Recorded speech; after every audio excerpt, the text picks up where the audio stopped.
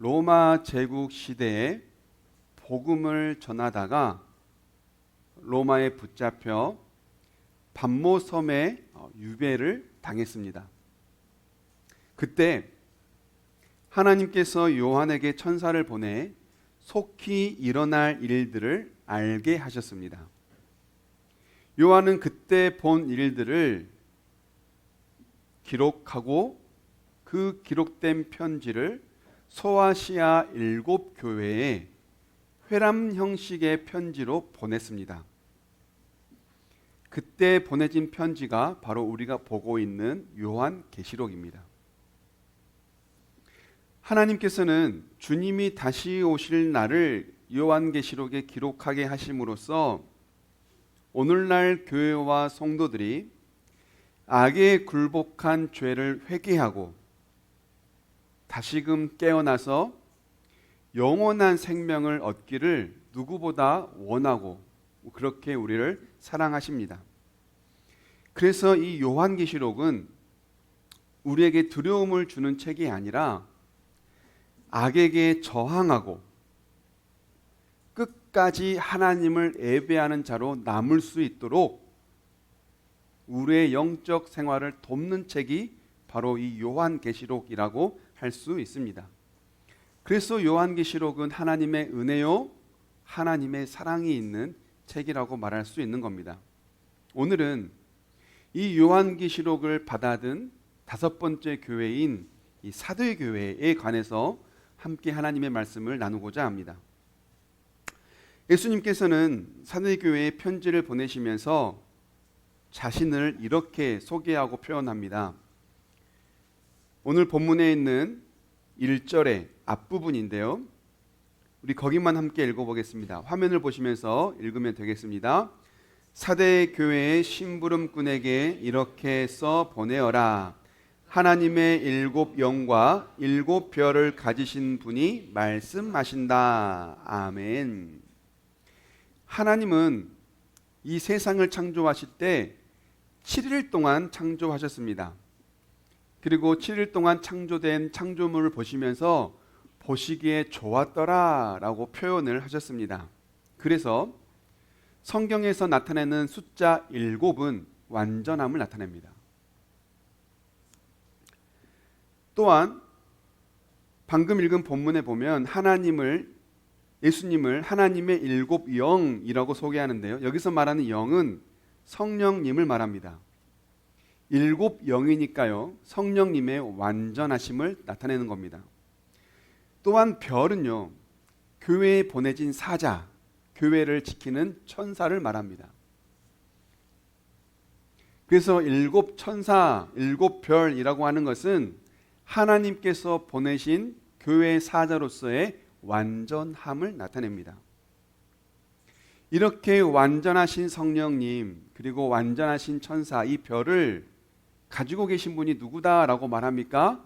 예수님께서 그 완전한 천사와 완전한 성령님을 가지고 있다라고 말합니다. 즉 무엇을 말하냐면 예수님은 교회에 내주하시는 성령님과 교회에서 복음을 전하는 사자의 주권자이시다라고 하는 겁니다. 완전하신 성령님과 완전하신 사자의 주권자이시니 예수님은 얼마나 더 완전하신 분이겠는가. 이 사자의 완전함과 성령의 완전함을 나타내심으로써 예수님의 더 완전하심을 지금 표현해내고 있는 거죠. 그러면서 예수님이 바로 이 교회의 주인이다. 예수님이 바로 이 사대교회의 주권자다라고 말씀을 하고 계시는 겁니다. 교회의 주인은 예수님이요 교회의 행사는 예수님의 손에 달려있다라고 말하는 겁니다. 그러니 여러분 우리는요 교회를 대할 때 사사로운 마음으로 교회를 대해서는 안 됩니다. 교회에서 개인의 이익을 추구하는 것도 안 됩니다. 교회를 내 뜻대로 좌지우지하려고 하는 생각도 갖지 말아야 합니다. 교회는요 공동체입니다. 그런데 죽은 공동체가 아니라 살아서 서로 연결되어 있는 유기체입니다. 유기적인 공동체입니다. 그래서 살아있기 때문에 서로 간에 상호작용을 합니다. 생명이 있습니다. 그러니 어느 한 사람이나 어느 한 집단이 교회를 좌지우지하려고 하는 건 매우 잘못된 생각입니다. 또한 교회의 주인은 예수님이라고 말씀하시는데요. 이것은 무엇을 말하냐면 교회의 주인이 예수님이시니 교회를 지키시는 분 역시 예수님이시다라고 하는 것을 우리에게 말씀하십니다. 불꽃 같은 눈으로 교회를 돌보시고 빛난 주석 같은 발로 교회를 지키시는 분, 그분이 바로 예수님이다라고 말씀하시는 겁니다. 그러니 교회는 예수님께 속해야 안전합니다. 그러니 교회는 예수님 곁에 있어야 거기가 보금자리입니다. 교회는 사람이 지킨다고 해서 지켜지는 게 아니에요. 예수님이 지키고 계시기 때문에 교회는 지켜지는 겁니다. 그래서 교회는요, 예수님 안에 있을 때 평안한 것이고 예수님 곁에 있을 때에 교회는 교회다워질 수 있는 겁니다. 여러분, 우리 교회가 바로 이런 교회가 되기를 원합니다. 예수님께서 우리 교회의 모든 주권을 행사하시고 예수님이 주인 되는 교회가 되기를 원합니다. 예수님께 속하고 예수님 곁에 머무는 그런 은혜가 있는 교회가 될 수 있기를 주님의 이름으로 축복합니다. 여러분, 우리가 이 말씀을 들을 때에 유의할 사항이 있습니다. 오늘 주제도 교회여 일어나라 라는 주제인데요.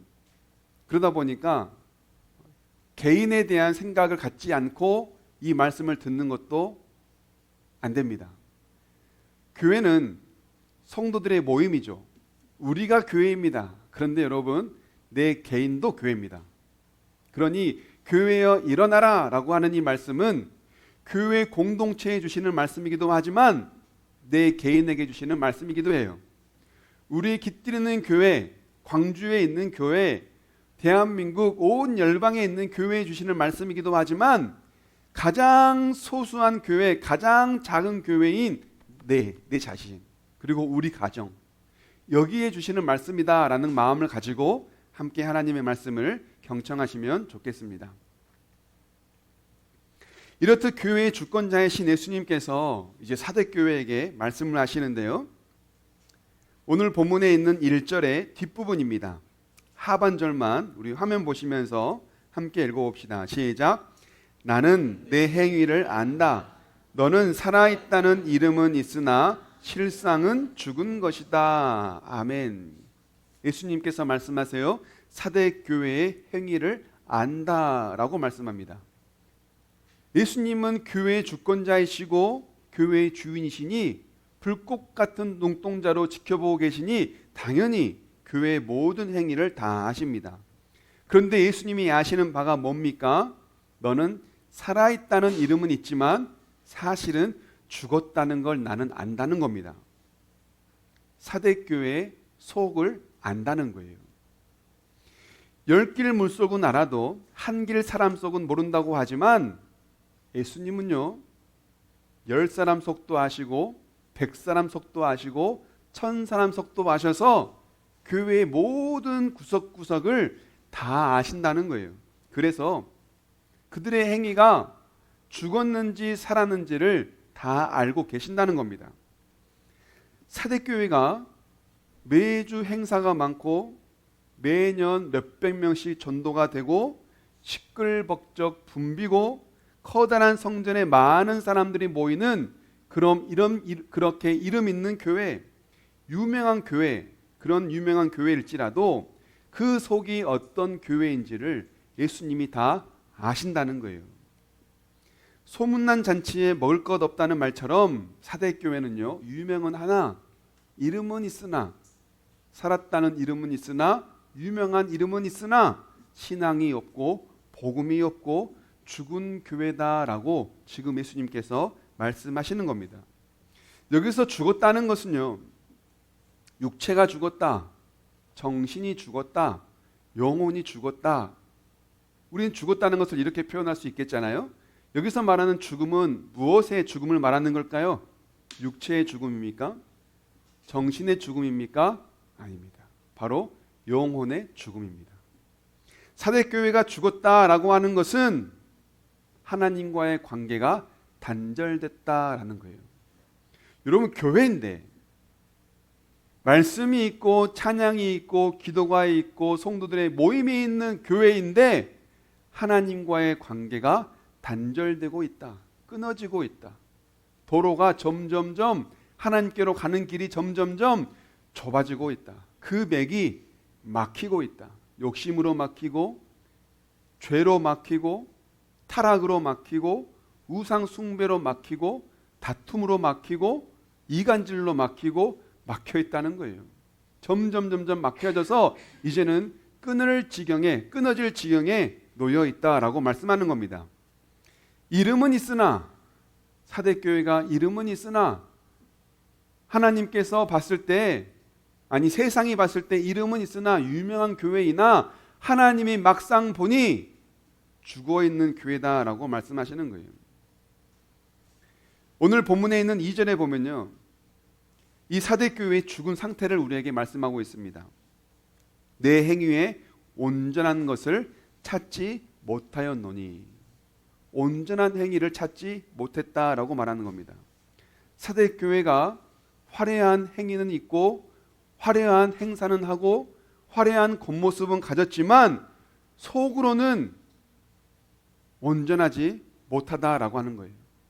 그러니 결국은 살아있는 것이 아니라 죽어가는 교회다라고 말씀하시는 겁니다.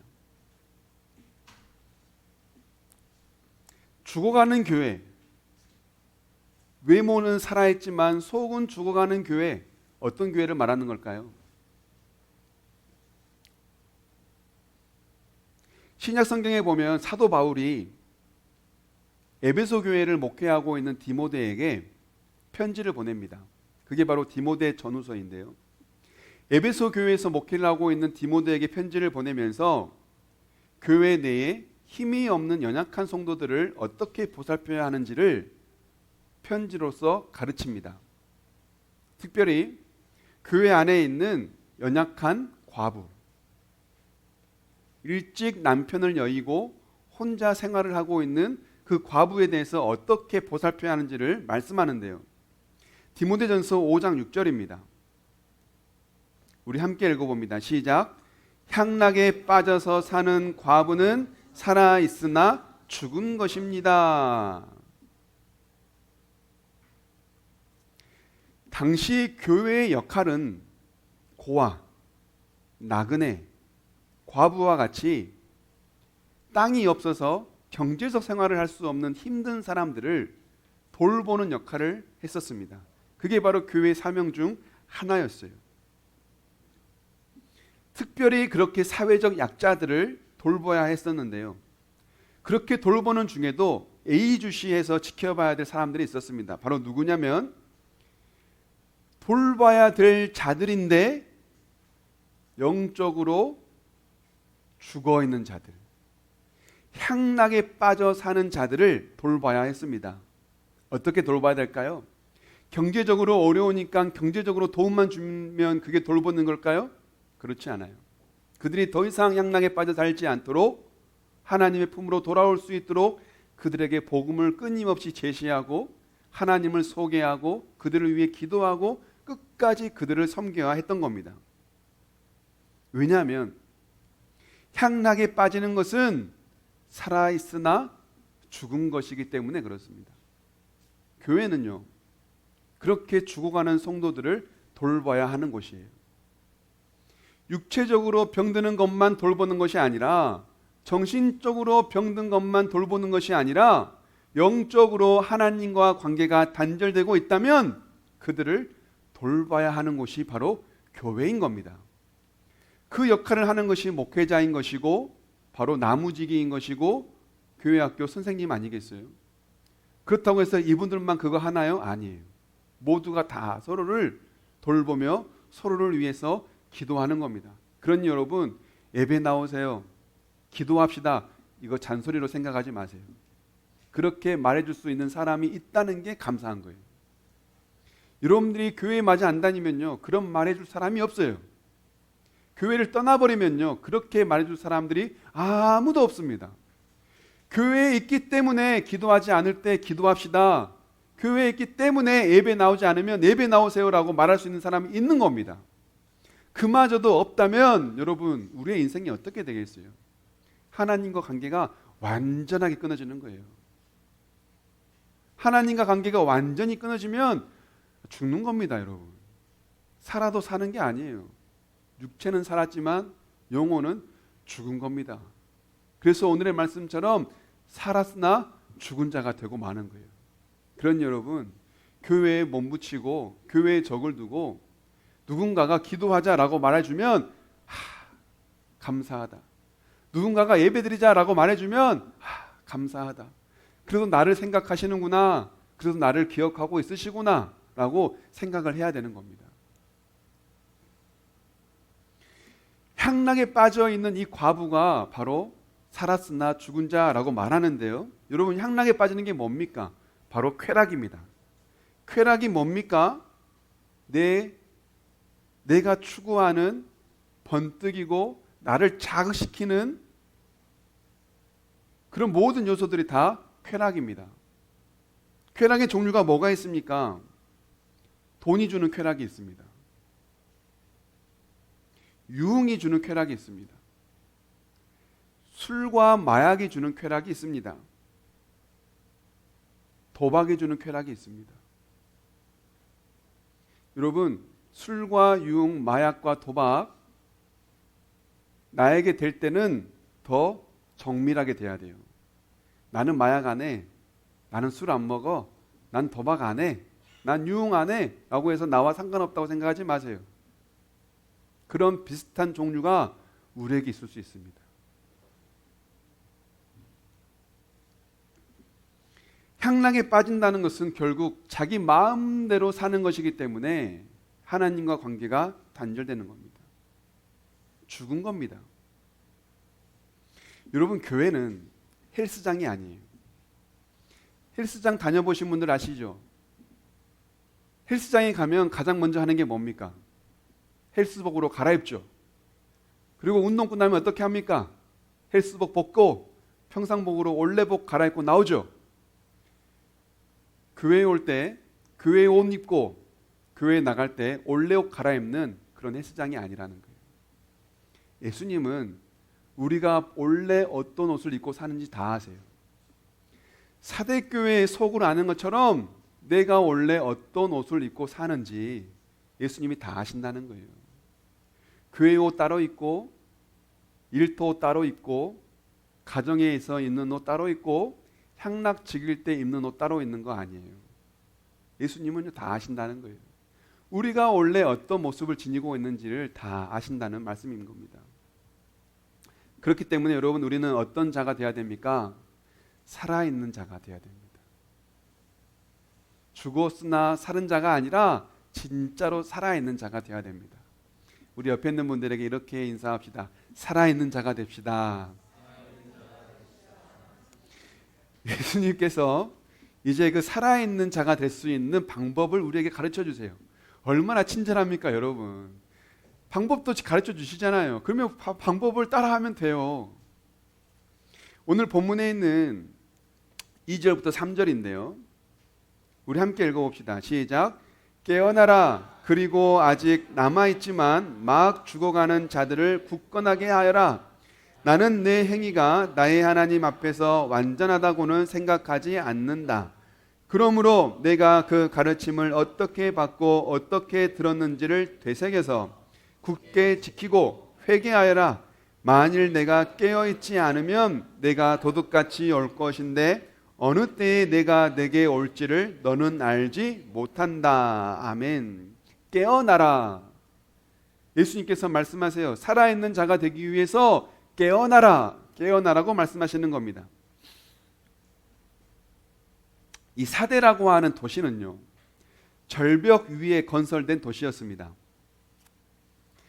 전쟁이 많이 일어나는 시대에 절벽 위에 도시가 세워졌다라고 하는 건 난공불락의 성읍이라는 말이에요. 절벽 위에 있으니까요, 함부로 쳐들어올 수가 없는 겁니다. 그래서 사대라고 하는 이 도시는 들어오는 입구만 잘 막으면, 그 한 길만 잘 막으면 얼마든지 외세의 침입을 막아낼 수 있는 그런 평안한 도시였어요. 그런 도시이기 때문에 여러분 가만히 내버려 둘 리가 없죠. 주변에 있는 많은 나라들이 이 도시를 점령하려고 합니다. 그런데 사대 사람들은 입구만 잘 봉쇄하면 우리 도시는 안전하다, 입구만 잘 지키면 된다라는 생각을 가지고 입구 지키는 것만 신경 썼어요. 그렇게 입구가 잘 지켜지다 보니 사람들이 점점점 느슨해지고 나태해지기 시작합니다.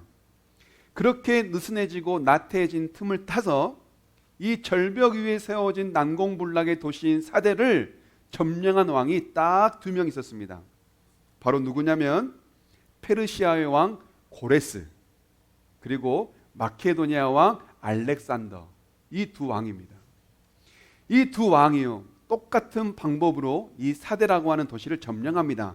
그것은 바로 뭐냐면 입구 봉쇄만 신경 쓰고 입구에만 관심을 갖고 있는 이 사대의 도시에 절벽을 타고 올라가는 군사를 기른 거예요. 그래서 소수의 인원만 절벽을 타고 올라갈 수 있도록 길을 만듭니다.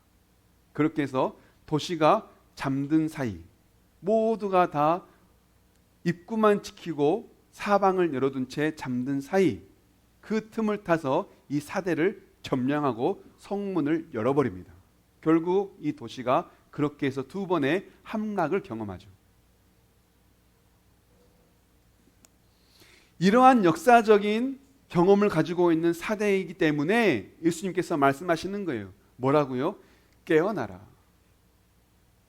잠들지 말고 깨어나라.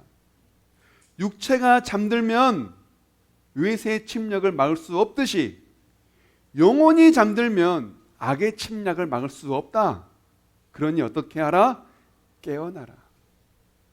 잠들지 말고 깨어나라. 느슨해하지 말고 깨어나라. 나태하지 말고 깨어나라 라고 말씀하고 계시는 거예요. 그러면 여러분, 어떻게 하면 우리가 깨어날 수 있겠습니까? 3절에 보니까요, 그러므로 내가 그 가르침을 어떻게 받고 어떻게 들었는지를 되새겨서 굳게 지키고 회개하라 라고 말씀합니다. 어떻게 받고 어떻게 들었는지, 받은 것, 들은 것이 있는 거죠. 성령을 받고 복음을 들은 겁니다. 복음을 받고 복음을 들은 거예요. 어떻게 복음을 듣고 어떻게 성령을 받았는지를 뭐하라? 되새겨라. 그리고 그것을 굳게 지켜라. 그리고 회개하라 라고 말씀하시는 거예요. 쉽게 말하면 성령과 복음으로 돌아가라는 겁니다. 성령과 복음으로 방향을 다시 돌리라는 겁니다. 오늘 설교 서두에서 예수님에 대해서 예수님을 어떻게 소개하는가라고 말씀을 드렸죠. 예수님 어떤 분이었습니까? 7 영과 7 사자를 가지신 분이라고 말하면서 예수님은 바로 교회에 내주하는 성령님의 주권자, 교회에서 복음을 전하는 사자의 주권자, 그래서 교회의 주인은 누구다? 예수님이다 라고 예수님을 말씀드렸습니다. 그런데 방금 3절에 보니 돌아가라 라고 말할 때 어디로 돌아갑니까? 받은 것, 들은 것, 어디로 돌아가는 거예요? 성령으로 돌아가고 복음으로 사자에게로 돌아가는 겁니다. 즉 누구에게로 들어가는 거예요? 예수님께로 돌아가는 거예요. 예수님께로 돌아가는 것이 뭐 하는 겁니까? 깨어나는 겁니다. 깨어나는 것이 뭐 하는 겁니까? 산자가 되는 겁니다. 살아라. 죽지 말고 살아라. 죽은 자가 되지 말고 산자가 되라. 그러기 위해서 깨어나라. 그러기 위해서 예수님께로 돌아가라 라고 말씀하시는 거예요. 여러분, 우리가 왜 예수님께 돌아가야 됩니까? 예수님이 교회의 주인이지만 예수님은 내 주인이에요. 생명의 주인이 예수님이에요. 나를 살게 하는 분이 예수님이에요. 그러니까 예수님께 돌아가야 살지 않겠어요. 구약 성경에 보면 에스겔이라고 하는 선지자가 나옵니다. 이 에스겔 선지자는 여러분 집사교육 받을 때 다 기억나시죠? 에스겔, 포로로 잡혀간 에스겔. 이 에스겔은요 바벨론 포로로 잡혀갔어요. 바벨론 포로로 잡혀가서 바벨론에 있는 그발 강가에서 환상을 봅니다. 그때 하나님께서 이 환상을 통해 에스겔에게 약속을 하시는 게 내가 반드시 바벨론 포로에 있는 이 이스라엘 백성을 살리겠다, 회복시키겠다. 이게 에스겔에게 주신 약속이세요. 그런데 그 약속을 구체적으로 환상으로 보여주시는데요, 그게 바로 마른 뼈 환상입니다. 그 마른 뼈들이 살아나는 환상을 이 에스겔서가 기록하고 있는데요, 에스겔서 37장 5에서 6절입니다. 우리 화면 보시면서 함께 읽어봅시다. 시작. 나 주 하나님이 이 뼈들에게 말한다. 내가 너희 속에 생기를 불어넣어 너희가 다시 살아나게 하겠다. 내가 너희에게 힘줄이 뻗치게 하고 또 너희에게 살을 입히고 또 너희를 살갗으로 덮고 너희 속에 생기를 불어넣어 너희가 다시 살아나게 하겠다. 그때야 비로소 너희는 내가 주인 줄 알게 될 것이다. 아멘. 마른 뼈를 살아나게 하겠대요. 여러분 마른 뼈 본 적 있으세요? 치킨 먹을 때, 족발 먹을 때만 보시죠. 마른 뼈 자체를 본다는 게 너무나 잔인하잖아요. 예수님께서는 이 마른 뼈들을 다시 살아나게 하겠대요. 하나님께서는 이 마른 뼈에게 생기를 불어넣고 근육을 넣고 살을 넣고 살갗을 덮어서 생기를 넣어서 다시 살게 하겠대요. 무엇을 말합니까? 생명의 주인이 바로 하나님이라는 거예요. 마른 뼈도 살리는 것은 생명의 주인은 바로 하나님이라는 겁니다. 그래서 바벨론 무덤에 갇혀 있는 이스라엘을 살리는 것이 하나님입니다. 애굽에서 죽어가던 종살이하던 이스라엘을 살리신 분이 하나님이세요. 광야에서 죽어가는 이스라엘 백성을 살리신 분이 하나님입니다. 무덤에 이미 죽은 지 며칠이 지난 나사로를 살리신 분이 바로 하나님이에요. 하나님이 바로 이 생명의 주인입니다. 그러니 여러분, 죽어가는 교회를 살리시는 분이 누굽니까? 하나님입니다. 죽어가는 성도를 살리는 분이 누굽니까? 하나님입니다. 그러니 우리는 하나님께로 돌아가야만 하는 겁니다. 성령으로 돌아가야 되는 거예요. 복음으로 돌아가야 되는 거예요. 그게 바로 우리가 살 수 있는 유일한 방법입니다. 살아라, 그러기 위해 깨어나라, 그리고 성령과 복음으로 돌아가라, 예수님께로 돌아가라 라고 말씀해 주시는 거예요. 우리가 예배 드리면서 항상 외치는 표어가 있죠. 뭡니까? 돌아가자, 말씀으로. 한번 해볼까요? 돌아가자. 말씀으로. 여러분, 우리가 이거 왜 합니까? 살자고 하는 거예요. 살아야 하니까 하는 겁니다. 제가 매 주일마다 여러분들에게 이걸 외치는 이유는 여러분 삽시다. 나도 좀 삽시다. 여러분도 좀 삽시다. 살자고 하는 거예요. 복음으로 돌아가야 살거든요. 복음을 떠나면, 말씀을 떠나면 생명을 버리는 겁니다. 생명과 멀어지는 겁니다. 그러면 우리는 죽는 거예요. 말씀으로 돌아가는 것 말고는 방법이 없어요. 여러분, 쇼윈도 보시죠. 우리가 길을 가다가 화려한 식당을 보고, 저기 손님이 북적거리고 보니까 맛있겠다 하고 가서 보면 물론 맛있는 것도 있지만 쇼윈도에서 보는 것처럼 별로 맛없는 식당들이 꽤 많잖아요. 이곳은 화려한 곳인데 가서 들어보면 별로 화려하지 않은 곳이 많아요. 쓸모없는 것들만 잔뜩 있는 것도 많아요. 쇼윈도는 그냥 쇼윈도입니다. 큰 성전이 있고 사람들이 북적거리고 유명한 교회이더라도 복음이 죽으면 그 교회는 죽은 거예요. 사랑이 죽으면 그 교회는 죽은 거예요. 예수님께서는 사대 교회에게 말씀하세요. 너희가 살았으나 죽었다. 육체가 보기엔 살았지만 내가 보기엔 죽었다.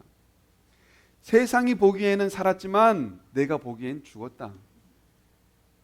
그래서 예수님께서 말씀하시는 거예요. 살아나라. 죽지 말고 살아라. 그래서 깨어나라. 그러기 위해 내게로 돌아와라. 성령의 충만함을 받고 말씀을 읽으며 말씀 가운데 나아가 다시금 살아나라 라고 말씀하시는 거예요. 그리고 그 말씀을 여러분 지금 우리에게 하고 계시는 겁니다. 말씀을 맺겠습니다. 교회의 주인은 누굽니까? 예수님입니다. 예수님은 교회의 주인이셔서 어떻게 하십니까? 교회를 누구보다 잘 하십니다. 교회를 누구보다 잘 아셔서 속을 다하세요. 그래서 죽어 있으면 너무나 마음 아파하셔서 말씀하세요. 살아나라, 일어나라, 깨어나라 라고 말씀하시는 겁니다. 그 유일한 방법은 뭡니까? 돌아가는 거예요. 어디로요? 예수님께로. 성령으로 돌아가고 말씀으로 돌아가는 것이 유일하게 깨어나 살 수 있는 길입니다. 여러분, 우리 교회가, 우리 가정이, 내 자신이, 우리 일터가 교회되는 그 곳곳마다 이렇게 살아날 수 있기를 주님의 이름으로 축복합니다. 아멘. 우리 주신 말씀 생각하시며 하나님 앞에 함께 찬양 드리고 기도하도록 하겠습니다.